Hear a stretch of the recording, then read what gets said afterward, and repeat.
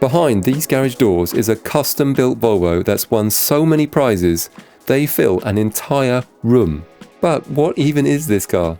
We recently had a chat with Martin Rosendorf in his garage to find out more about the car that he's built and discover just what it takes to create a multi-prize winning vehicle.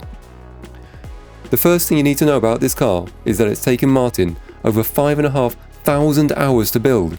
In fact, it's actually been rebuilt 3 times. It's won over 70 prizes, including the title of Coolest Volvo 2024.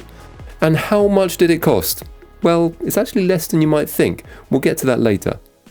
Martin calls this creation a C70 Speedster, but as you can see, it kind of resembles a Volvo version of a Porsche GT3 RS. It actually started out as a very ordinary looking C70 from 2006, but what you're looking at here, Martin tells us, is the third and final version of this car.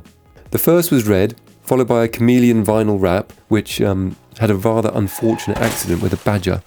After some major repairs to the front and a fresh coat of paint in this bright green, the final version was done. Anyway, let's take a closer look at some of the details on this car, and you might be surprised to see how some of them were made. Now, let me tell you a little secret. We normally only make Volvo content for our main Swedish channel, but we get asked for English videos all the time, so subscribe, as we've got big plans coming this year. As is often the case with some car builds, some parts are custom made while others have been borrowed and modified from other cars. In fact, there are parts from around 10 different vehicles used in this build. For instance, here you can see that the front bumper combines the top half from a Volvo V70, including the headlights, and the lower part is actually from an XC90. When we take a look under the bonnet later, you'll see that despite its appearance, the inside is still very much a C70. Talking of the bonnet, it's been modified to fit the design and he's even added a scoop from a Subaru. One interesting detail to note here is these carbon fibre air vents on the front fenders. They're inspired by the Porsche GT3 RS, but the process for making them is quite interesting. Martin created a wire frame from just a photo as reference, then he filled it with metal plates before sanding and shaping it. Finally, he covered it with a carbon fibre look PPF film. So while there's no actual carbon fibre, it's the look that matters. Martin has also used this wire frame method to widen the car and give it its distinctive look. The car is actually 34 centimeters wider at the back and around 20 wider at the front. The goal for Martin was to make it wide enough so that he could move the fuel cap from the side up onto the top of the fender. He told us actually this was one of the hardest parts of the build, getting both sides of the cars to look exactly the same. So far we've had a scoop on the bonnet from a Subaru and air vents inspired by a Porsche. And now we come to the mirror covers. Any idea where they're from? They're actually from a BMW M3 E36. But hang on, before you think of buying these for your C70, they're not a perfect fit.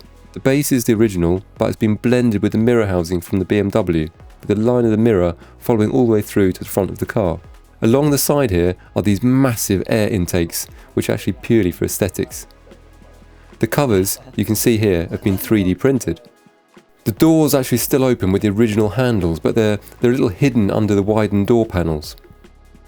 At the back, there's a new custom-made bumper. As with the front, it's a combination of parts from different cars. So it's actually 2 C70 bumpers and 1 from an XC90.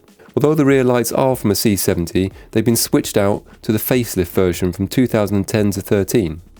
Oh, and check out the custom exhaust. Just listen to how it sounds.